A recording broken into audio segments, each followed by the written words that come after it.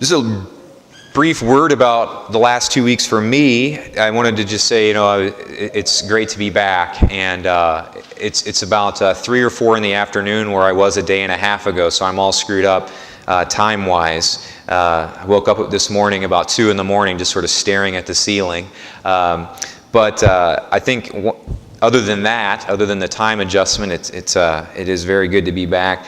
I went over there for a couple of different reasons. First of all, my brother's in the seminary over in Rome, so he's there for 2 straight years. They don't come home this summer of their first year, and they do something crazy. He's going to China for about 6 weeks this summer.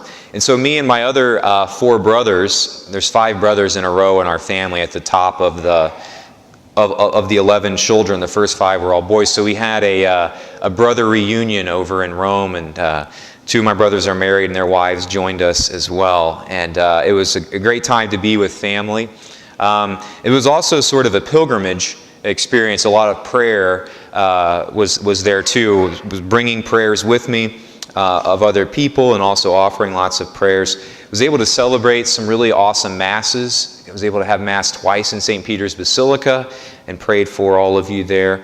I had mass at St. Monica's tomb.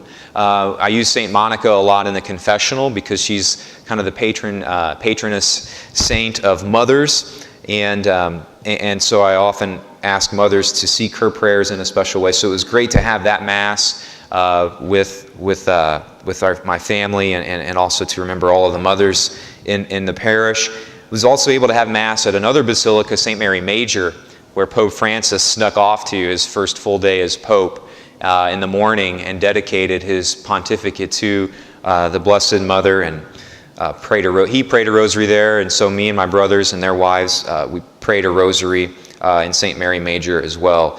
It was funny, it was kind of in the back corner of the basilica where we found a place where we could just sit there and be together and pray. And so some of the tourists came up and were like taking pictures. They thought it was like a Da Vinci Code secret meeting that they had stumbled on it back in the corner of a basilica. So we had lots of, so we're probably on the internet, a couple different places, praying a rosary with my family.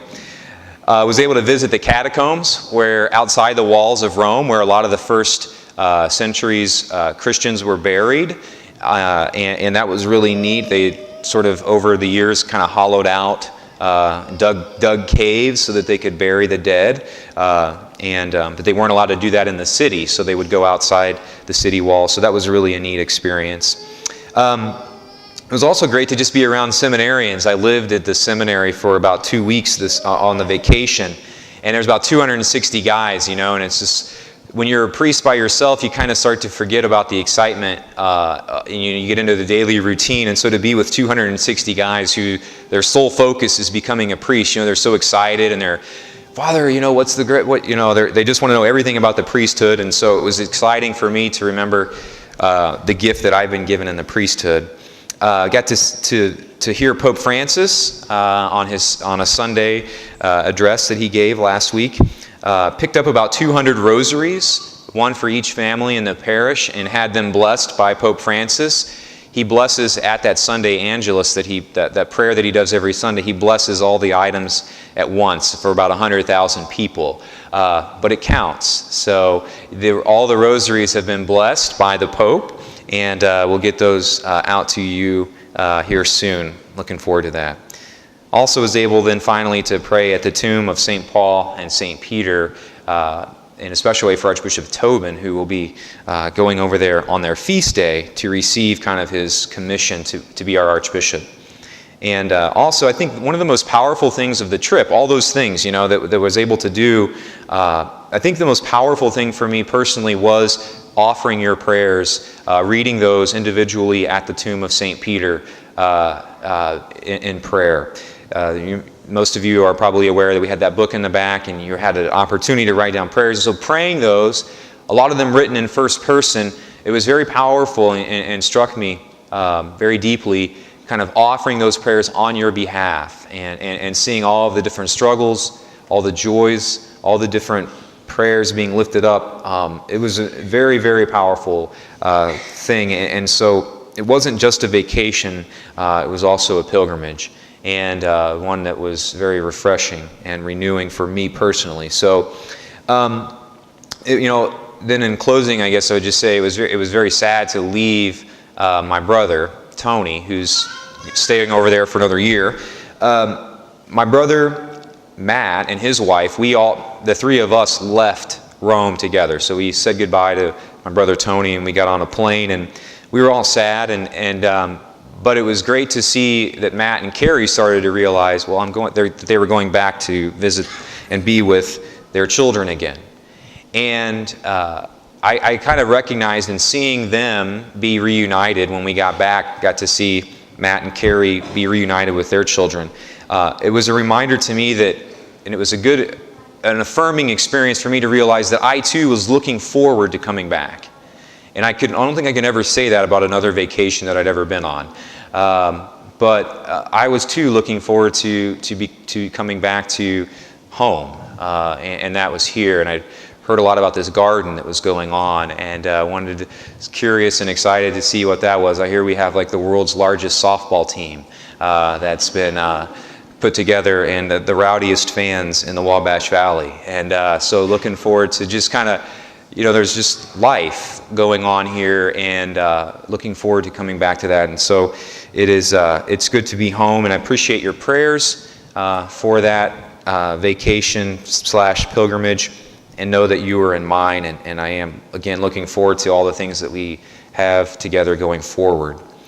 Finally, then, just a brief word about the gospel. Probably shouldn't all be about my vacation. I think it's a very beautiful gospel reading that we have today, and just wanted to throw this out as maybe an invitation to, again, participate in the sacrament of reconciliation or confession. The parish I was at before, someone asked me, "Gosh, Father, what's up with this first Saturday thing? You're doing confessions every month. That seems a little over the top."